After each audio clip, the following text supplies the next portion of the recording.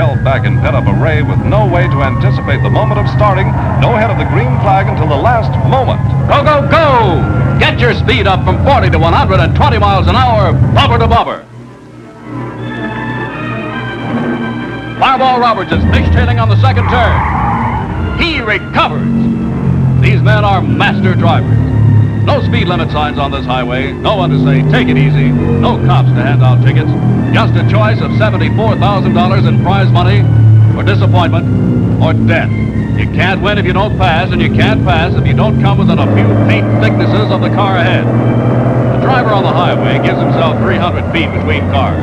Here you're lucky to have 30. Yet you wouldn't be here on this track today if you didn't know road safety better than millions of so-called safe drivers. Speedy Thompson in car 22 takes the lead from his front row starting position. Trouble on the third turn. Carl Burrs in car 14 is spinning out, and so is Cale Yarborough in car 30. The yellow flag is out. Other cars twist around the trouble spot. The end of the trail for Burris, one of the hottest modified drivers in the nation. He's won 5 championships, but he won't bring the cup home to the 5 kids today. Yarborough, the Batman, is okay.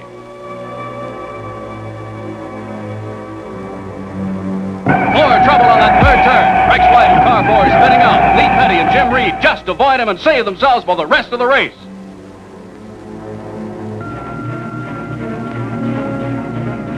Now Fireball Roberts takes over the lead in his 59 Pontiac from Speedy Thompson, the 1957 winner, and the 2-track Tigers fight every foot of the mile in 3/8 course.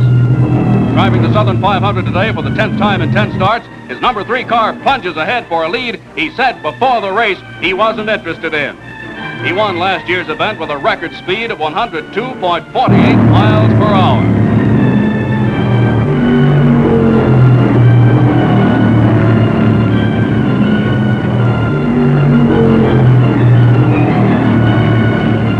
Trouble is Fireball's middle name as he's forced into the first of a marathon of unscheduled pit stops. He took first money here at both the 1957 and 1959 Rebel 300 races.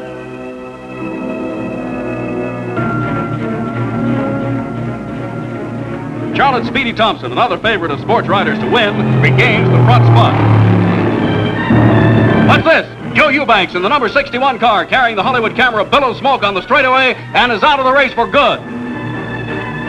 Surprise! Coming up from the second position he's held since the 14th lap is Banjo Matthews in car 93 to take over command of the Southern 500 here in the 27th lap. This is the Banjo Strummer's 4th try for this title. Fireball's back in the race, grabs that lead quickly for Matthews. Hold it, hold it! Number 10's got trouble. That's Elmo Langley. He's thrown a rod and he's on his way out of the race. There's 93, Banjo passing Roberts to regain that lost lead. Jim Reed in car 7 bumps Bob Wellman in car 49 in the second turn, and they're glued together on the backstretch. Track temperature is now 114 degrees and going up. This is the fastest and finest track surface in 10 years. There goes young Jim Reed, here for his 6th try. And now car 6, Cotton Owens, squeezes through for the lead at the 69th lap of the 10th anniversary Southern 500 as Matthews makes a pit stop. But he doesn't have it long. Young Richard Petty in car 43 climbed from behind Buck Baker and Jack Smith to take charge. Look out! Cotton Owens bounces off the first turn rail. There's a shaken man inside that T-Bird. Cotton came in second here 2 years back, and maybe some fast work in the pit will bring him back. It's a battle of temperatures. Engines getting hot, track getting hot, tires getting hot, weather getting hot, drivers getting hot. Who or what is going to go next? Well, the next thing to go appears to be this little boy. Now, taking the lead again is driving Dick Petty. Cotton Owens bites out the front position in a seesaw clash for honors. Now, passing number 6 is Bobby Johns, car 72, a 57 Chevrolet on this 86th lap. They're having as many accidents today as lead changes.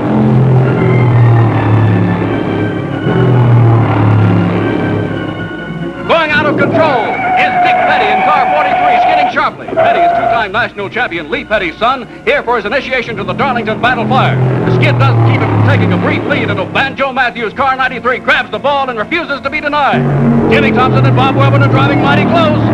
The piece of that tears Thompson's tire, crashes him into Wellman on the outside, who slams into the second turn guardrail. The two careen 500 feet down the backstretch. Car 4, Rex White, spins out of control, but he appears safe and ready to go back in the race. Crowd breathes easier as the news comes out that both Wellman and Thompson are all right. In fact, Thompson is mad enough to go back in and win the race.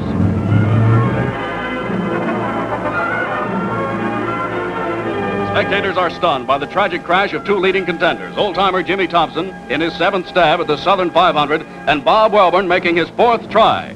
Car number 49 has no place to go now but the junk heap.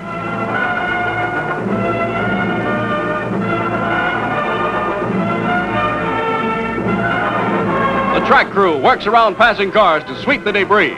96 feet of guardrail wrinkled under the impact of the two cars going at 120 miles per hour.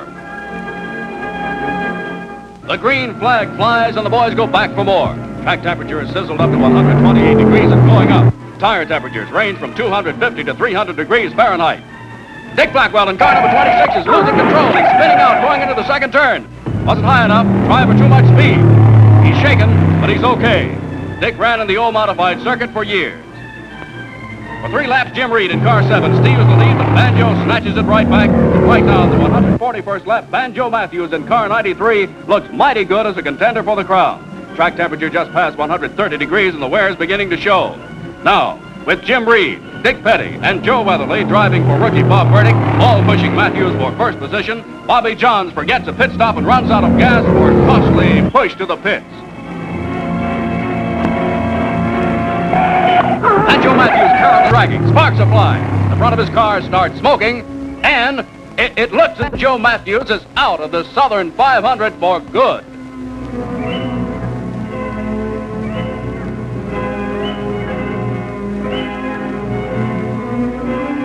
Pit crew takes one look and gives up. So now, at the 178th lap, Banjo Matthews forfeits the lead to Jim Reed, the man with the lucky number 7. The man with the unlucky number 13 runs short of luck. Earl Belmer breaks his wheel and a stream of smoke follows him to the pit. The heat is on. The hole is open on the first turn, and the drivers are treating it gingerly. Larry Frank slams on the brakes to keep from hitting Joe Kaspelich. Now the quiet one, Jim Reed, establishes his lead for an impressive 58 laps.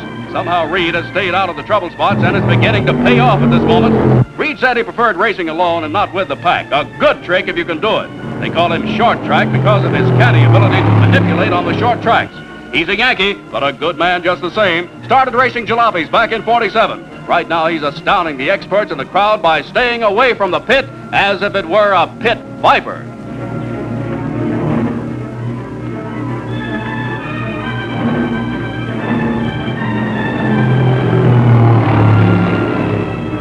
Dick Petty wants that lead bad, real bad. 2/3 of the way through this grinding 500 miles, top contenders look like Dick Petty, 43, Jim Reed, 7, Joe Weatherly, 73, and Bobby Johns, 72. But which will it be? Which of the 4 contenders will be eaten alive by pit stop acid? Can Bobby Johns go all the way? He had the lead once. Can Jim Reed last 364 laps? Chances are slim because he's had only 2 pit stops. Fireball Roberts has a half a dozen by mid-race. Can Dick Petty, first time up, follow his dad's counsel from the track apron and take his 59 Plymouth across the line first?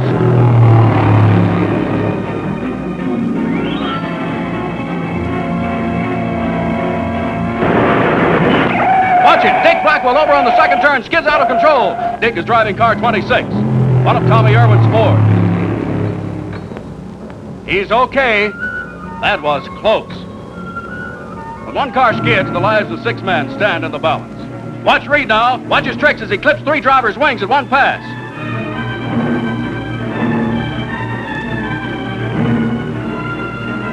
Now Weatherly and Johns fight it out. Here's the Ford to slip is Johns, who conks out on the 220th lap. And now there are 3.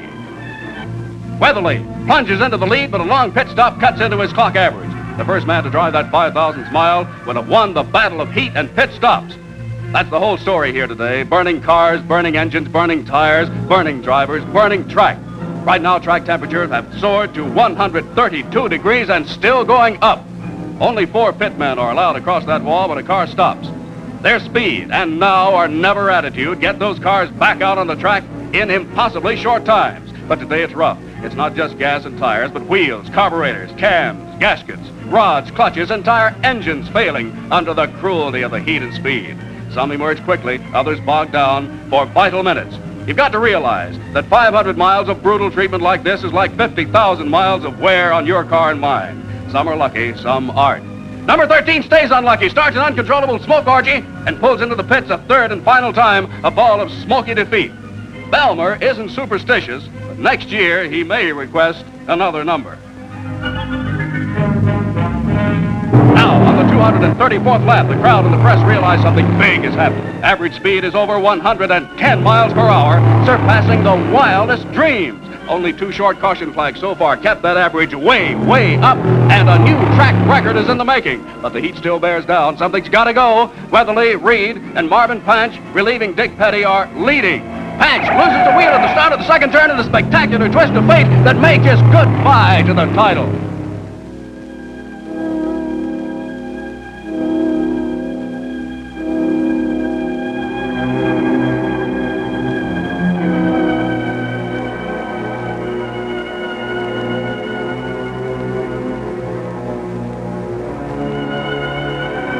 Pit stop takes only 1 minute, 27 seconds, and Dick Petty takes 43 back in.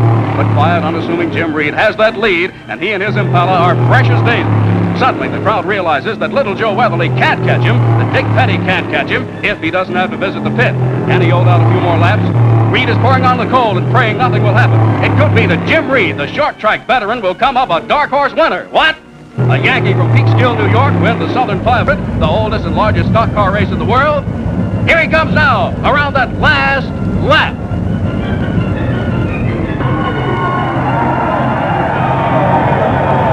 And he does it at a record speed of 111 and 78/100 miles per hour, more than 9 miles an hour faster than last year, and more than 37 miles per hour faster than the first year. Jim Reed becomes the first driver to chalk up the 5,000th mile at Darlington, South Carolina, the man nobody was watching because he wasn't hitting the guardrail and wasn't visiting the pits.